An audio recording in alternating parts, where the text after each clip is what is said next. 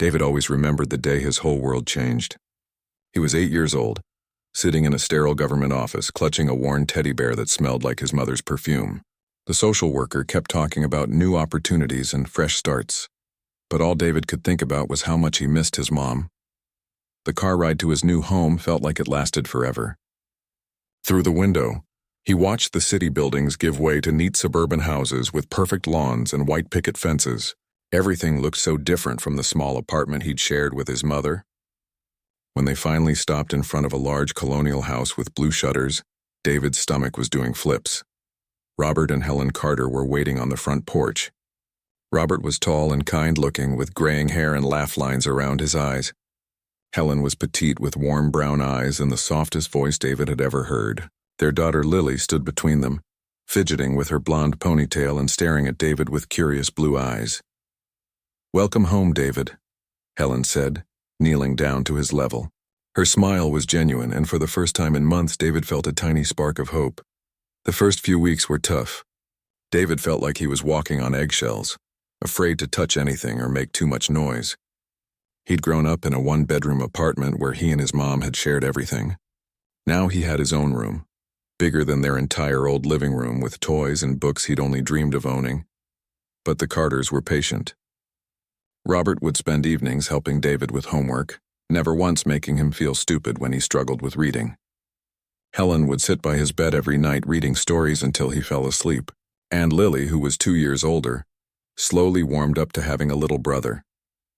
The family lawyer, Mr. Patterson, was a regular fixture in the Carter household. He'd been handling their legal affairs for over 20 years, long before David arrived. Patterson was the kind of man who commanded respect wherever he went. His silver hair was always perfectly styled, his suits expensive, and his handshake firm. He had a corner office downtown with a view of the river, and photographs of himself shaking hands with politicians and judges. David remembered meeting Patterson for the first time during the adoption proceedings. The lawyer had smiled and shaken his small hand, but something about his eyes had made David uncomfortable. There was a coldness there that didn't match his friendly words. But David was just a kid, and adults seemed to trust Patterson completely, so he pushed those feelings aside. As the years passed, David began to truly feel like part of the family. Robert taught him how to throw a baseball and change a tire. Helen helped him with school projects and celebrated every small victory. Lily became his fierce protector, standing up to bullies who made comments about their family looking different. The Carter family never tried to erase David's past. They had pictures of his mother displayed in his room and encouraged him to talk about her whenever he wanted. They celebrated his heritage and made sure he understood that being adopted didn't make him any less their son. David excelled in school, particularly in math and science. Robert, who owned a successful construction company, would take David to job sites and explain how buildings were designed and built. David was fascinated by the process, asking endless questions about engineering and architecture. "You've got a real head for this stuff," Robert would say, beaming with pride. "Maybe you'll be an engineer someday." During family gatherings, Patterson would often be present, handling various business matters for Robert's company. David noticed how the lawyer would sometimes watch him with an unreadable expression. When David would share his latest school achievements or talk about his dreams for the future, Patterson would nod politely, but there was something in his manner that felt dismissive. Helen picked up on it too. "I don't know what it is about Mr. Patterson," she confided to Robert one evening when she thought the kids were asleep. "He's always been wonderful to our family, but sometimes the way he looks at David—" "You're imagining things," Robert replied. "Patterson's been our lawyer for decades. He's watched Lily grow up, and now he's watching David. He cares about this family." But Helen's instincts were rarely wrong. She began paying closer attention to Patterson's interactions with David, noticing the subtle differences in how he spoke to each child. With Lily, he was warm and encouraging, asking about her activities and praising her accomplishments. With David, he was polite but distant, as if he was simply tolerating the boy's presence. David worked hard throughout high school, earning top grades and acceptance to several prestigious universities. The day his acceptance letter to MIT arrived, the whole family celebrated. Robert and Helen were bursting with pride, and even Lily, now in her own college years, called to congratulate him. Patterson was at the house that evening, helping Robert with some business contracts. When Robert shared the news about David's acceptance, the lawyer's congratulations seemed forced. "Mighty, that's quite an achievement," Patterson said, but his tone suggested he thought it was more luck than merit. David noticed, but he was too happy to let it bother him. He was going to study engineering just like he'd dreamed. He was going to make his family proud and honor his mother's memory by building something meaningful with his life. College was everything David had hoped for and more. He thrived in the challenging academic environment, made lifelong friends, and even met his future girlfriend Jennifer in his sophomore year. Robert and Helen visited frequently, attending parents' weekends and cheering him on at his engineering competitions. After graduation, David started his own small engineering firm, specializing in sustainable building design. The business grew steadily, and within 5 years he had a team of 12 employees and contracts with major developers throughout the state. Robert couldn't have been prouder.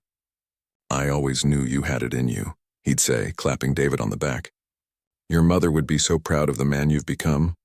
During this period of success, Robert and Helen began talking more seriously about their estate planning. They were both in their 60s now, and they wanted to make sure everything was properly arranged for their children. They scheduled several meetings with Patterson to update their wills and financial arrangements. "We want to make sure both kids are taken care of equally," Robert told Patterson during one of these meetings. "David and Lily are both our children, and we want that reflected in everything." Patterson nodded and took notes, but privately, he was already forming a very different plan. His prejudices, carefully hidden for years, were about to surface in the most devastating way possible.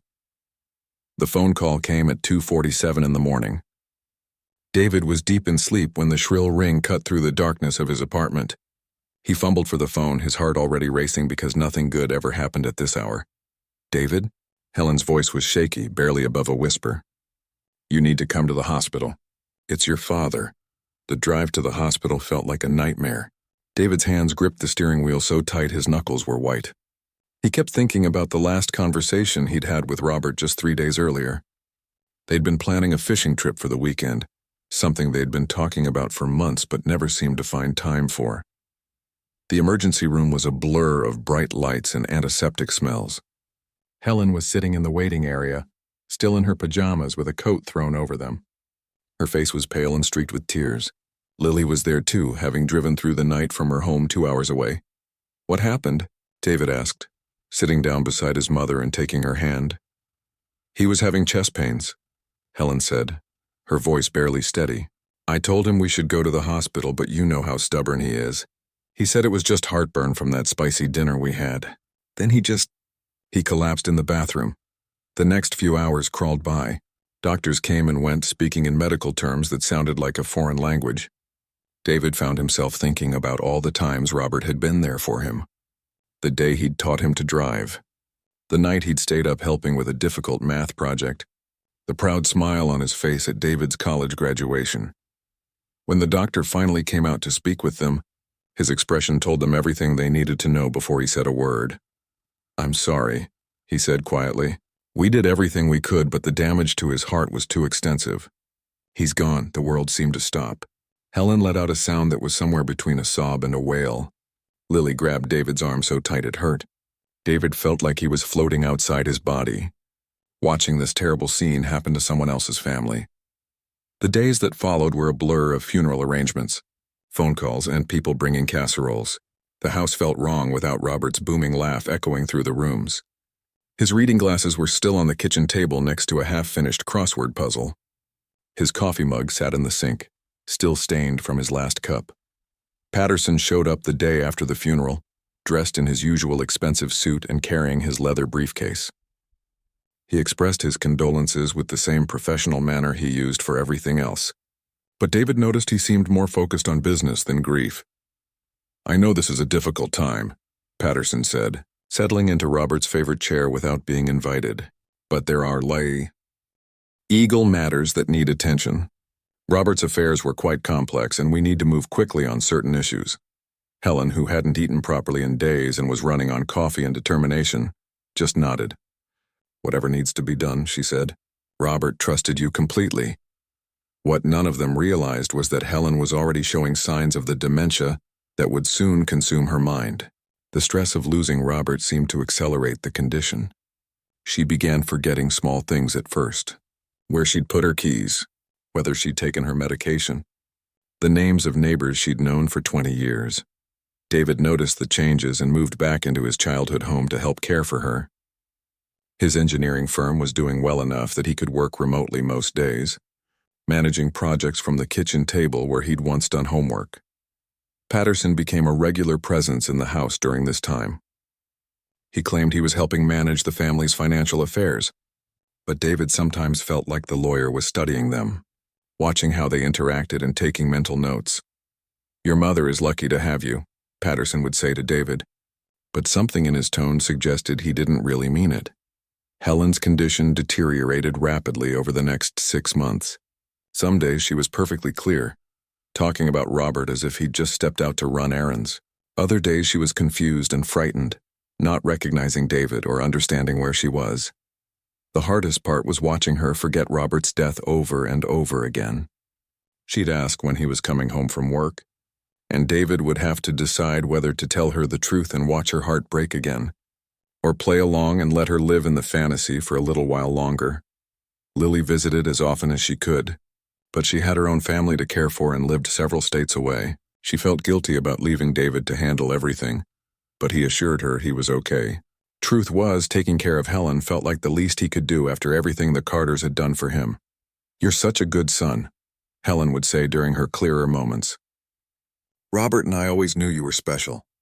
We were so lucky the day you came into our lives." Those words meant everything to David, especially as he watched the woman who'd raised him slowly slip away. Patterson continued to handle the family's legal and financial matters, often meeting with David to discuss various issues. He always seemed to have official papers that needed signing, explanations about tax matters that were too complex for David to fully understand, and assurances that everything was being handled properly. "Don't worry about the details," Patterson would say whenever David asked questions about the estate or Robert's business interests. "This is what your father paid me for. Let me handle the legal complications while you focus on caring for your mother." David trusted him because Robert had trusted him. The lawyer had been part of their family for so long that questioning his motives never occurred to David. He was dealing with enough stress trying to balance his business, care for Helen, and process his own grief. Helen passed away on a rainy Tuesday morning in October. David had been sitting beside her bed reading her favorite book aloud when her breathing simply stopped. It was peaceful, but that didn't make it hurt any less. The funeral was smaller this time. Many of Robert's business associates attended, and neighbors came to pay their respects to a woman who had been known for her kindness and community involvement. David spoke about how Helen had taught him what unconditional love looked like, how she'd made him feel like he belonged from the very first day. After the service, as people shared memories and offered condolences, David felt completely alone for the first time since he was 8 years old. Both his parents were gone. Lily had her own family and life in another state. He was 32 years old and felt like an orphan all over again. Patterson approached him at the reception, his timing calculated and precise. "David, I know this is difficult, but we need to discuss your parents' estate," he said quietly. "There are time-sensitive matters that require immediate attention. Could you come to my office tomorrow morning?" David nodded, too emotionally drained to ask questions. "What about Lily? Shouldn't she be there too?" "I'll be meeting with her separately," Patterson replied smoothly. "It's better to handle these matters individually at first. Less overwhelming for everyone involved." That night, David sat in his childhood bedroom, surrounded by memories and wondering what came next. He looked at the picture of his birth mother on the nightstand, then at a family photo of the Carters from his high school graduation. 2 families, both of whom had loved him completely. 2 families he'd now lost. He had no idea that tomorrow's meeting would shatter everything he thought he knew about his place in the Carter family. He had no clue that Patterson had been planning this moment for years, waiting for the perfect opportunity to reveal his true feelings about David's adoption. All David knew was that he missed his parents terribly and trusted that their lawyer would help him navigate whatever came next. It was a trust that was about to be betrayed in the most devastating way possible. David arrived at Patterson's law office the next morning wearing his only black suit, the same one he'd worn to both funerals. The building was one of those old downtown structures with marble floors and wood paneling that was supposed to make you feel like you were in the presence of serious, important people. Patterson's secretary led him into the corner office he'd visited many times as a child.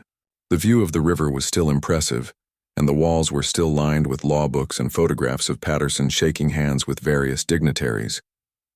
But today something felt different. The atmosphere was colder, more formal. "David, please sit down," Patterson said, gesturing to the leather chair across from his massive oak desk. He didn't offer coffee or water, and he didn't waste time with small talk about the funeral or how David was holding up. Instead, Patterson opened a thick file folder and pulled out several official-looking documents. His expression was serious, almost grave, as he arranged the papers in front of him. "I'm afraid I have some difficult news to share with you about your parents' estate," Patterson began, his voice taking on the tone lawyers use when they're about to deliver bad news. "Robert and Helen loved you very much, David. I want you to understand that from the start." David felt his stomach drop. There was something in Patterson's manner that suggested a but was coming. However, Patterson continued, "There were certain legal complications regarding your inheritance that your parents had to consider. As you know, adoption laws can be complex, and there are sometimes restrictions on inheritance rights that apply to adopted children." David stared at him, not understanding. "What kind of restrictions?" Patterson shuffled through the papers, pulling out what looked like an official will document. "Your parents consulted with me extensively about this issue. They wanted to make sure their estate was handled properly and legally. After much consideration, they decided that while they wanted to provide for you, the bulk of their estate should go to their biological daughter." The words hit David like a physical blow. He felt like all the air had been sucked out of the room. "I don't understand," David said quietly. "They always said Lily and I were equal. They always treated us the same." "Emotionally, yes," Patterson said, his voice taking on a patronizing tone. "But legally and practically, these matters are more complicated. Your parents were concerned about potential challenges to the will, disputes that could tie up the estate for years if they didn't follow proper legal protocols." Patterson slid a document across the desk. It looked official, with what appeared to be Robert and Helen's signatures at the bottom. According to the paper, David was to receive $50,000 and some personal items. Lily would inherit everything else, including the house, Robert's business interests, and the remainder of the estate, which Patterson estimated at around $3 million. David's hands shook as he read the document. The words seemed to blur together. After everything, after all the years of feeling like he truly belonged, he was still just the adopted kid. Still the outsider. "This can't be right," David said, his voice barely above a whisper. "Dad always said I was his son, just like Lily was his daughter. He said it didn't matter that I wasn't born into the family."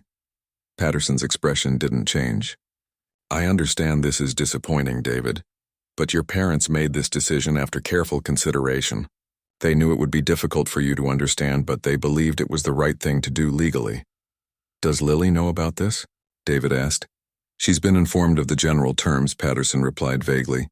"She understands the family's position and has agreed to the arrangement. In fact, she mentioned that she might be able to help you financially in the future, once everything is settled." The implication was clear. Lily would inherit millions, and if she felt generous, she might throw David some scraps from the table. The humiliation was overwhelming. Patterson continued talking, explaining various legal procedures and timelines, but David barely heard him. All he could think about was how naive he'd been to believe he truly belonged, how stupid he'd been to think that love could overcome everything. "There's one more thing," Patterson said, sliding another document across the desk. "Given the sensitive nature of this situation, our parents included a confidentiality clause. They didn't want family disputes or public discussions about the estate decisions. They felt it would be better for everyone if these matters remained private." David looked at the non-disclosure agreement. It was clearly designed to prevent him from talking about the will or challenging the decisions. If he signed it, he'd get his $50,000 and agree to never discuss the terms of the inheritance with anyone, including Lily. "Your parents were thinking of the family's reputation," Patterson explained. "They didn't want their private decisions to become public gossip or cause problems between you and your sister." David felt trapped. If he refused to sign, he might lose even the small amount he was being offered. If he signed, he'd have to live with this secret forever, pretending everything was fine while knowing exactly where he stood in the family hierarchy. "I need time to think about this," David said. "Of course," Patterson replied, but his tone suggested impatience. "However, there are tax implications and legal deadlines we need to meet. I'd recommend handling this quickly and quietly. It's what your parents would have wanted." David left the office in a daze. He drove around for hours, not really going anywhere, just trying to process what had happened.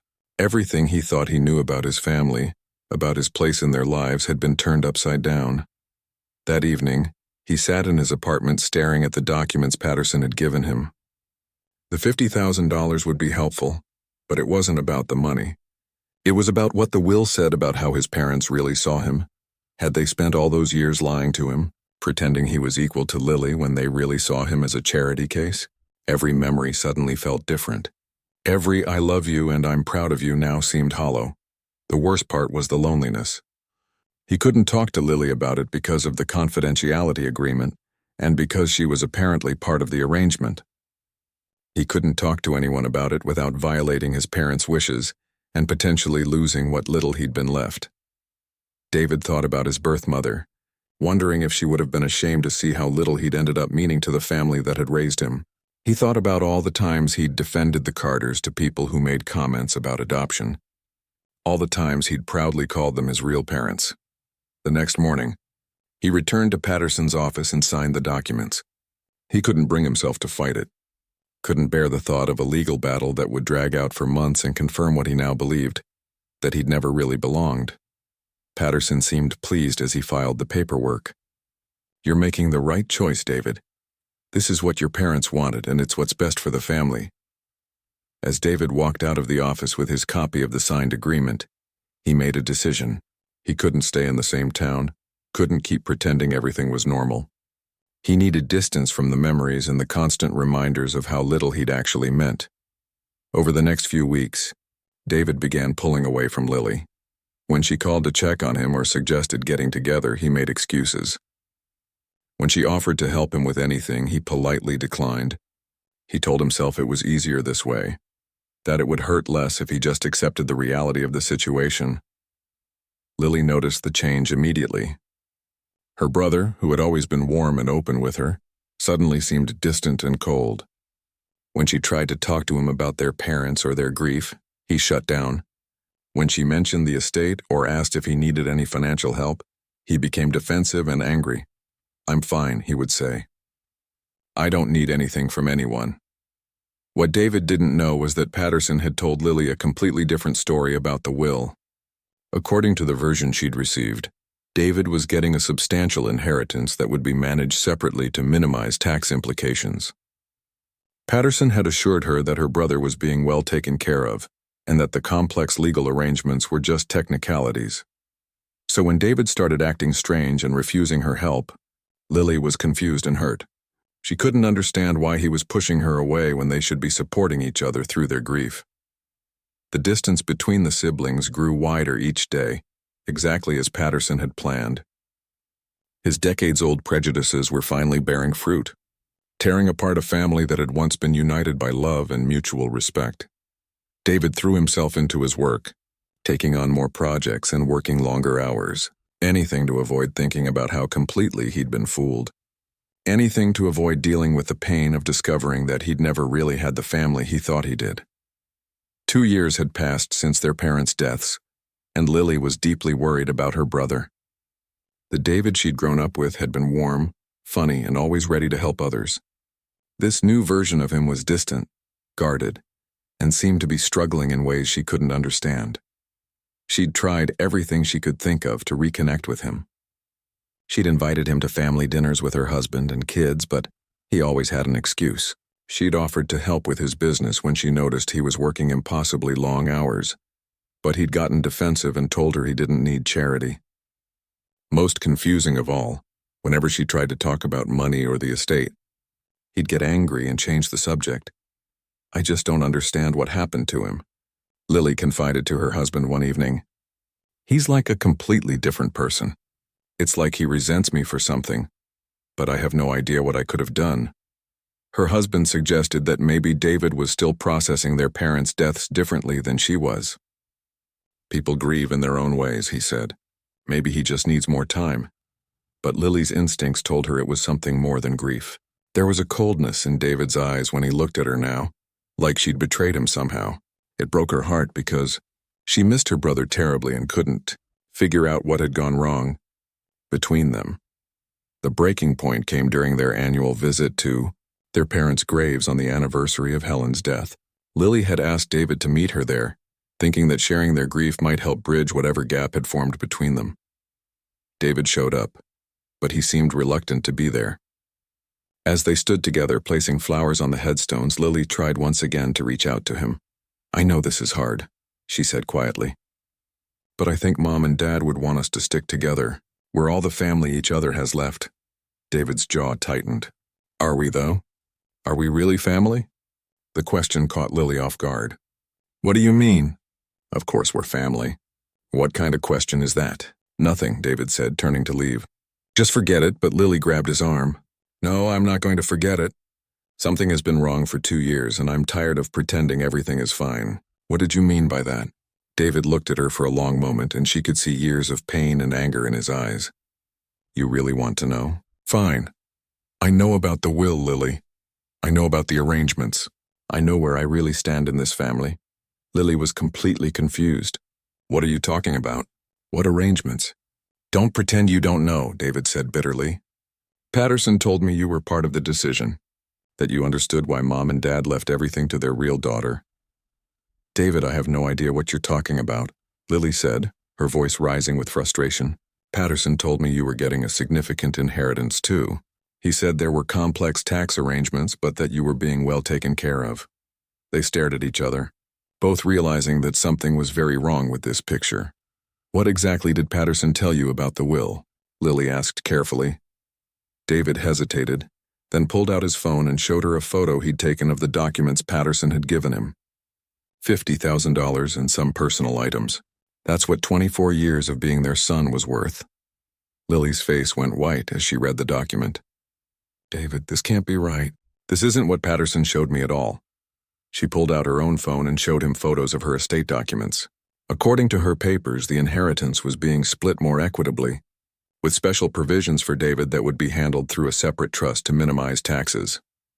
"Something is very wrong here," Lily said, her mind racing. "These documents don't match. One of us was lied to, or maybe both of us were." David felt a spark of hope for the first time in 2 years, but he was afraid to believe it. "You really didn't know about the 50,000? You really thought I was getting more?" "David, I swear to you I had no idea." "Patterson told me you were being taken care of, and that the legal arrangements were just complicated paperwork. I've been wondering for 2 years why you wouldn't let me help you with anything." They spent the next hour comparing their documents and sharing what Patterson had told each of them. The more they talked, the more obvious it became that someone had been playing them against each other. "We need to get these documents reviewed by another lawyer," Lily said. "Someone independent who can tell us what's really going on." David was hesitant. "What if this is really what Mom and Dad wanted? What if I'm just finding excuses to feel sorry for myself?" "David, listen to me," Lily said firmly. "I was there when Mom and Dad talked about their estate planning. I heard Dad tell Patterson multiple times that you and I should be treated equally. He said you were his son, period, and that the will should reflect that. There's no way they would have left you with almost nothing." The siblings decided to hire an independent attorney to review the estate. Lily found a respected law firm that specialized in estate disputes, and they scheduled a meeting for the following week. The lawyer they met with, Catherine Wells, was thorough and professional. She reviewed all the documents they'd brought and asked detailed questions about the estate planning process and their interactions with Patterson. "I'll need to do some investigation," she said after hearing their story. "But based on what you've shown me, there are definitely some red flags here. The documents don't match, the timelines are suspicious, and some of these signatures look questionable." "What do you mean questionable?" David asked. "I'm not a handwriting expert," Wells said carefully. "But I've seen enough estate documents to know when something doesn't look right. We'll need to have these analyzed professionally, but my initial impression is that someone may have forged these papers." The words hit both siblings like a thunderbolt. If the documents were forged, it meant Patterson had been lying to them from the beginning. Wells continued her investigation over the next 2 weeks. She hired handwriting experts, examined the original documents filed with the court, and interviewed the witnesses who had supposedly signed the will. What she discovered was shocking. The handwriting analysis revealed that Robert and Helen's signatures on David's version of the will were forgeries. The witnesses Patterson had listed either didn't exist or had no memory of signing any documents. Most damning of all, the original will filed with the probate court was completely different from what either sibling had been shown. Your parents' actual will splits the estate equally between you and Lily, Wells explained during their next meeting. It specifically states that David is to be treated as a full son and heir, with no distinction made between biological and adopted children. Patterson has stolen approximately $1.6 million from the estate. David felt like he was going to be sick. You mean all this time? All this time you should have inherited half of everything, Wells confirmed. Patterson created fake documents and apparently planned to keep the money for himself. Lily was furious. How long has he been planning this? How could we have trusted him? Estate fraud is more common than people realize, Wells said. Lawyers in positions of trust sometimes take advantage of grieving families. What makes this case particularly egregious is the racial component. Patterson specifically targeted David's inheritance, likely because of his own prejudices. The investigation revealed the full scope of Patterson's deception. He had used sophisticated document editing software to create convincing forgeries. He had established shell companies and offshore accounts to hide the stolen money. Most shocking of all, he had been planning this for years, waiting for Robert and Helen to die so he could put his scheme into action. We need to report this to the police immediately, Wells said. This isn't just a civil matter anymore. This is criminal fraud on a massive scale. David and Lily sat in stunned silence, trying to process everything they'd learned. Their parents had loved David exactly as much as they'd always believed. Patterson had deliberately tried to destroy their family and had nearly succeeded. I'm so sorry, Lily said to David, tears streaming down her face. I should have questioned things more. I should have insisted we handle the estate together instead of letting him separate us. You couldn't have known, David replied, feeling a mixture of relief and rage. He fooled both of us. He's been planning this for years. As they left the lawyer's office that day, both siblings felt like they were emerging from a terrible nightmare. The truth was finally coming to light, but they both realized how close they'd come to losing each other forever. Patterson had no idea that his carefully constructed web of lies was about to collapse around him. He had no clue that the family he'd tried to destroy was about to fight back with everything they had. The confrontation with Patterson happened on a rainy Thursday morning. David and Lily, accompanied by their lawyer, Catherine Wells, walked into his office unannounced. The secretary tried to stop them, but Wells showed her credentials and made it clear this was official legal business. Patterson was on the phone when they entered, probably discussing another client's affairs. When he saw the three of them standing in his doorway, his face went pale. He quickly ended his call and stood up, trying to maintain his professional composure. David, Lily, what a surprise, he said, forcing a smile. You should have called ahead. I'm quite busy today. I bet you are, David said, his voice steady despite the anger burning in his chest. Busy hiding money that doesn't belong to you. Wells stepped forward and placed a folder on Patterson's desk. Mr. Patterson, we're here to discuss some serious discrepancies in the Carter estate. We've discovered evidence of document forgery, fraud, and theft. Patterson's face went from pale to ashen. He sat down heavily in his chair, his hands shaking slightly as he reached for the folder. As he flipped through the handwriting analysis reports and financial records Wells had compiled, his expression shifted from shock to panic to resignation. I don't know what you think you've found, he said weakly, but I've handled the Carter estate exactly as instructed. Really? Lily said, pulling out copies of the different will versions he'd shown them. Then explain why David and I were given completely different documents. Explain why the signatures on these papers are forgeries. Patterson stared at the evidence spread across his desk. 24 years of legal practice, and he'd been caught by the very family he'd tried to deceive. His carefully constructed reputation was about to crumble. You have one chance to explain yourself, Wells said firmly, before we take this evidence to the district attorney and the State Bar Association. Patterson was quiet for a long time, staring out his office window at the river. Finally he spoke, his voice barely above a whisper. "I never meant for it to go this far," he said. "It started small, just some minor adjustments to legal fees, padding expenses here and there. But then Robert and Helen started talking about their estate planning, insisting that David should inherit equally." "And that bothered you?" David asked, his voice deadly calm. Patterson looked up at him with eyes full of shame and defiance. "You have to understand, I've been practicing law for 40 years. I've seen what happens when families don't maintain proper traditions, when they make emotional decisions instead of practical ones." "You mean when they treat adopted black children as equal family members?" Lily said, her voice sharp with disgust. Patterson's silence was answer enough. "So you decided to steal from us," David continued. "You decided to destroy our family because you didn't think I deserved what my parents wanted to give me." "I thought I was protecting the family's interests," Patterson said. But even he didn't sound convinced by his own words anymore. Wells had heard enough. "Mr. Patterson, you're going to return every penny you stole plus interest and damages. And you're going to cooperate fully with the criminal investigation that starts today." The investigation that followed revealed the true scope of Patterson's crimes. Forensic accountants traced the stolen money through multiple shell companies and offshore accounts. Digital experts analyzed his computer and found evidence of the document forgery software he'd used. The FBI discovered that David and Lily weren't his only victims.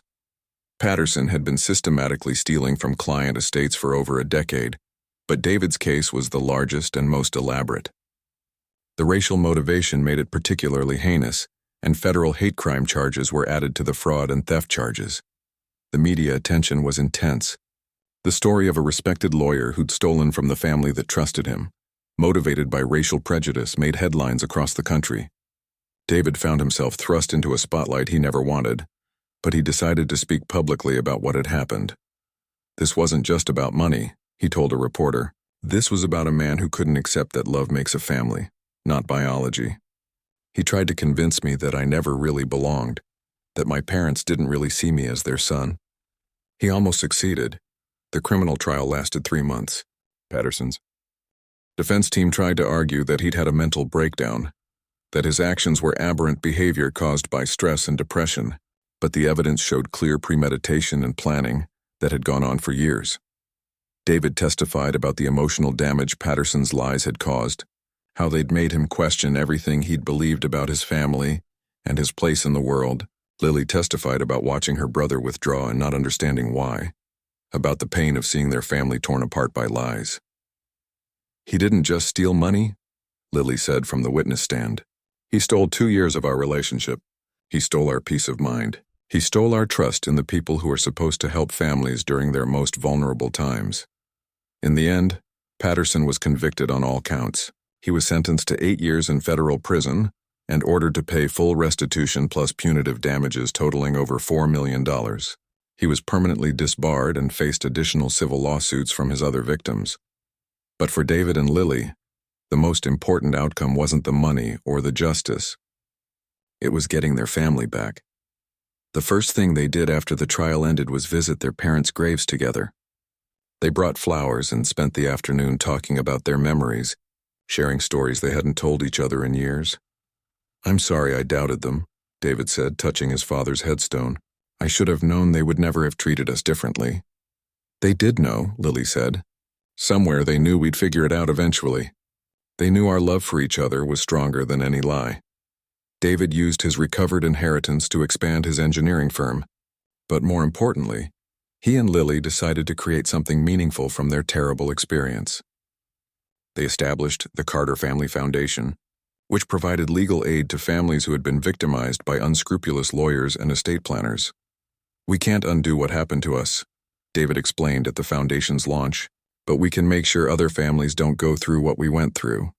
The foundation also focused on education about estate planning and the importance of working with ethical legal professionals.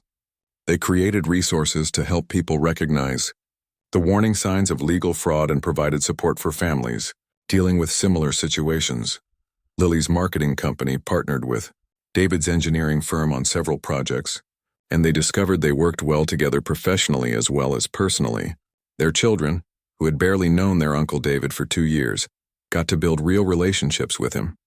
The experience changed both siblings in profound ways. David learned that love and belonging aren't fragile things that can be destroyed by one person's lies. Lily learned the importance of questioning authority and standing up for family, even when it's difficult. They also learned something important about justice. It wasn't just about punishing Patterson for what he'd done. It was about rebuilding what he'd tried to destroy and making sure his actions led to something positive. 5 years after the trial ended, David and Lily returned to their parents' graves for another anniversary. This time, they brought David's fiancée, Jennifer, and Lily's entire family. They had a picnic on the hill overlooking the cemetery, sharing stories and laughter. "I think they would have loved this," Jennifer said, watching David play with his nephew and niece. "They did love this," Lily corrected her. "This is exactly what they wanted. This is what they planned for when they made their will. They knew we'd take care of each other." David looked around at his family, truly his family, and felt the peace that had been stolen from him finally return. Patterson had tried to convince him that he was an outsider, that he didn't really belong. But sitting there with the people who loved him, David knew the truth. He belonged because love made him belong. He was family because his parents had chosen him and because he and Lily had chosen each other. No amount of lies or prejudice could change that fundamental truth. The Carter family had survived betrayal, overcome hatred, and emerged stronger than ever. And that, David realized, was the most powerful victory of all.